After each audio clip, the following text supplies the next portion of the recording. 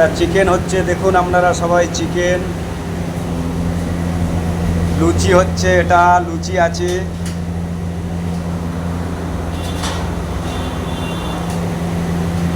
এটা মাছ আছে, দেখে নিন আপনারা মাছ। আমি কৃষ্ণ ছাত্রপতি, নতুন আবার ইউটিউবে আবার আপনাদের দর্শকের সামনে এলাম নতুন একটা ভিডিও নিয়ে। দেখে নিন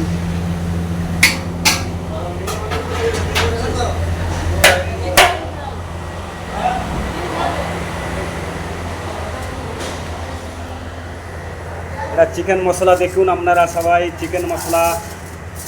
এই যে চিকেন মশলা, চিকেন মশলা। এটা গাজরের হালুয়া।